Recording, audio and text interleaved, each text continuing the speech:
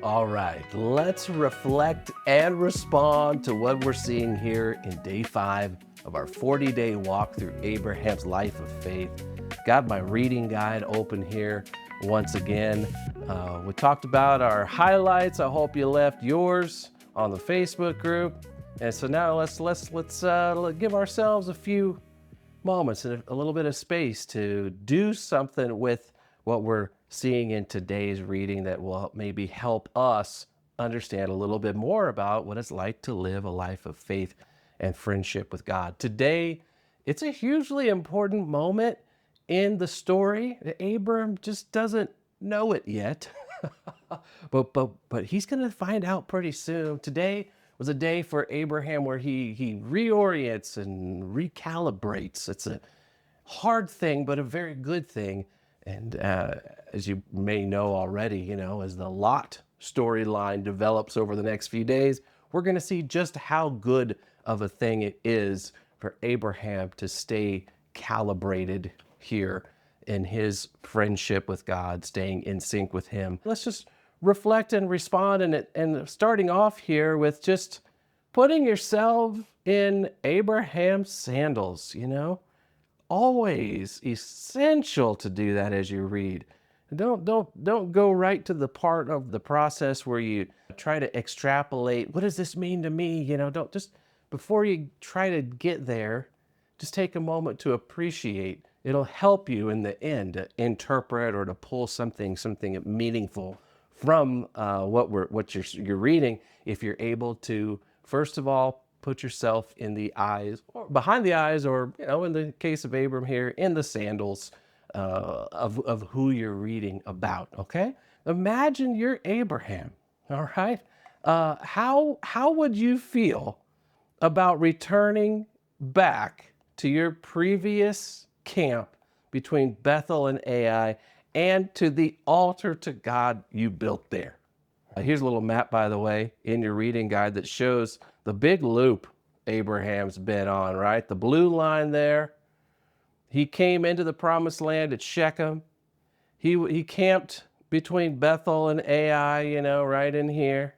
And he headed on down to Egypt, and now he's back. If you're Abram, how you feeling about that? Now, personally, this may be just me, I don't like to anything. I don't want to return, rethink, redo, retry. I hate all of it. Whatever I'm doing, I want to do it once.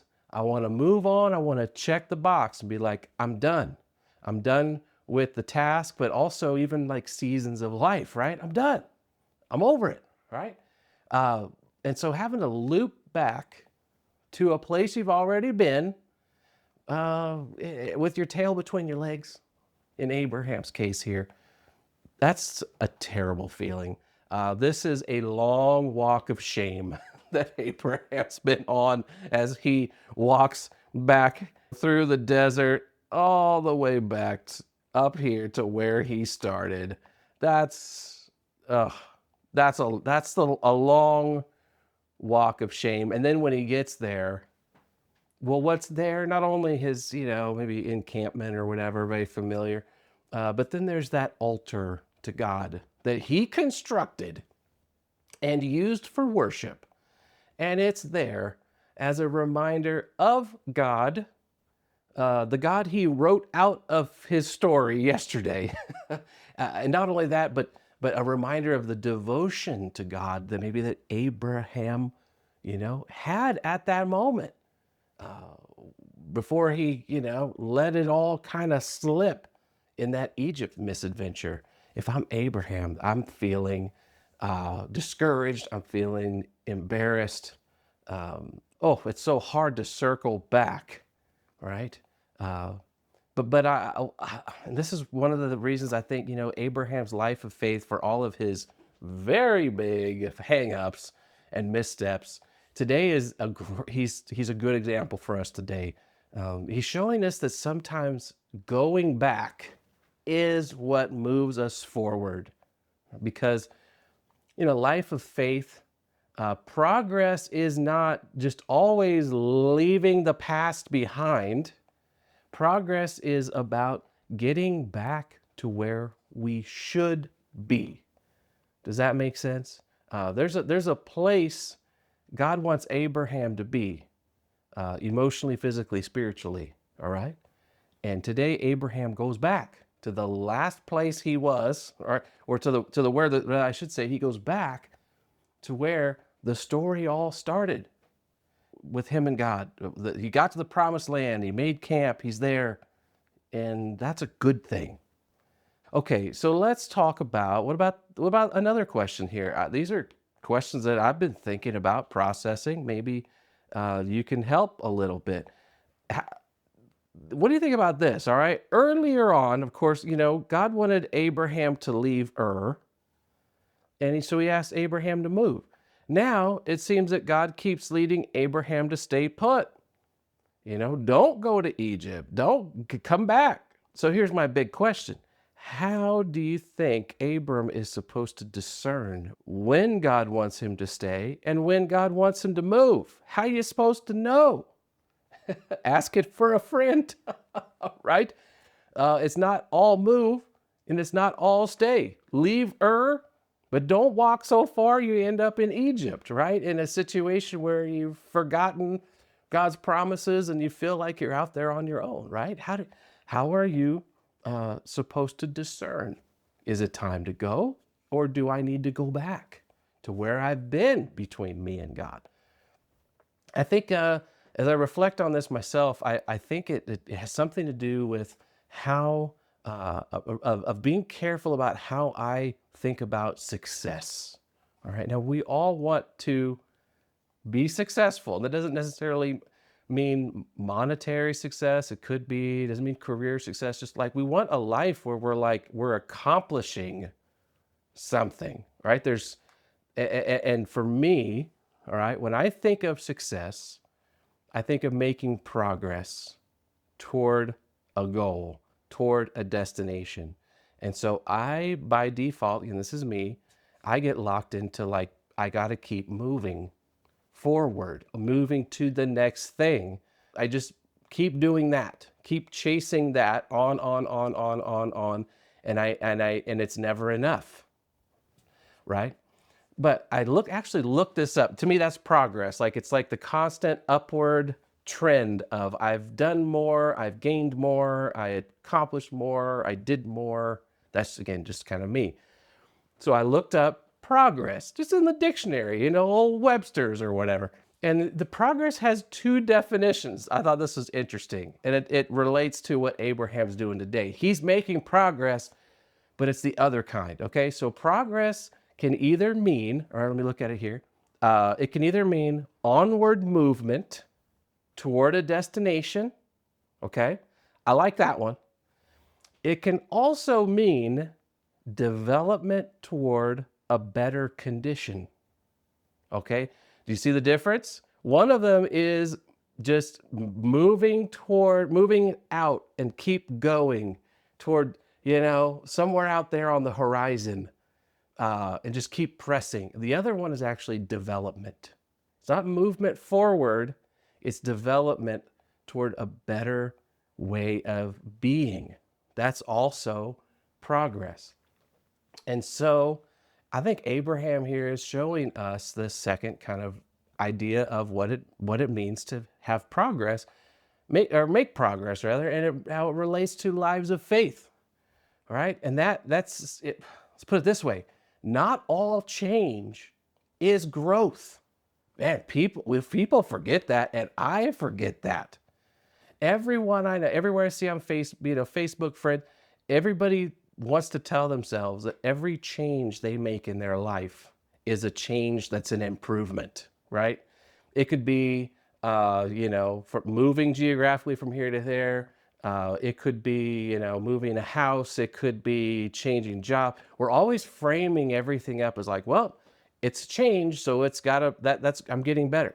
Especially, I find a lot in how people think about their relationship with God. I know so many people who are like, well, when I was, when I was a real, religious type, I thought this way, but now I think this way. Now, that maybe they have improved their way of thinking, but it could also mean they've just changed, and that change may not be good.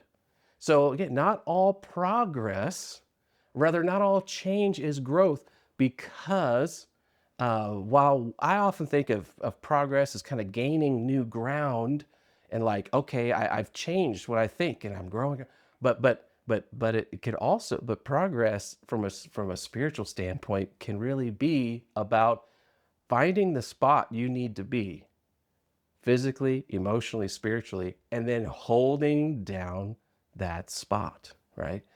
And so back to the question, how does someone like Abraham, how's he supposed to discern when God wants him to stay, when he wants him to move?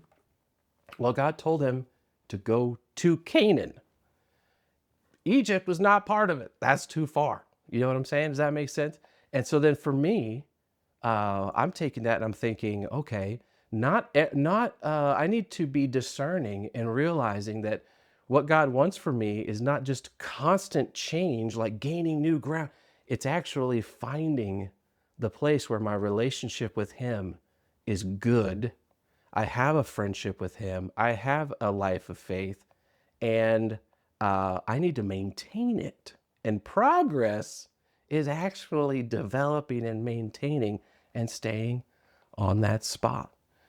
It's recalibrating. So when I drift into Egypt, no, God kind of gives me some negative feedback. It's okay to circle back around, go, I need to go back to where I belong. It reminds me of a season of life when in college and kind of beyond, where I didn't want anything to do with church or like organized religion. I've had a personal faith, but it was just, I didn't want any part of that. And I was really trying to search and find like how I was going to relate myself, my own desires, my ambitions in life, and how I was going to relate that to God. But there came a time where, I kind of once again darkened the door of a church, and it was awkward, right? It kind of, when I read Abraham going back to this camp and to the altar of God that's there, and I thought about that experience of being like, well, hey, God, it's been a while. And I've been on a whole project I've been working on. I've been succeeding, but I have not actually been making progress. Progress is going to look like me coming back and recalibrating my life to where what you want for me is what I want for myself, right? And that was actual growth, but that was really painful. You know what I'm saying? And that gets us to the big idea today as we wrap up today.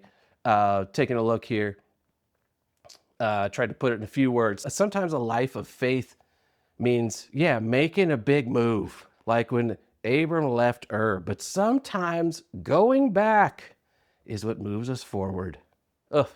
Because in a life of faith, progress is getting to where God wants us to be physically, emotionally, spiritually, and staying there, right?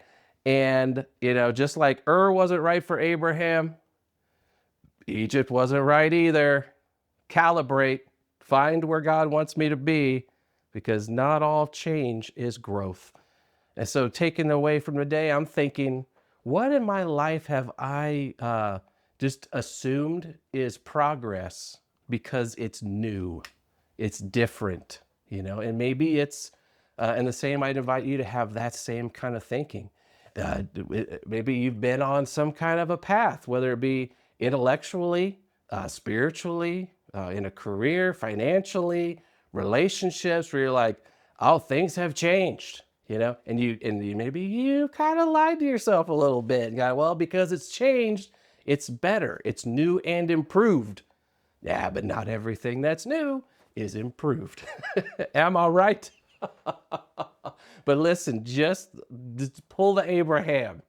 Go back to the last place you've been that you're supposed to be. Go back to camp. Go back to the altar where you could, that moment with God where you and He were in sync, and go back and worship him again.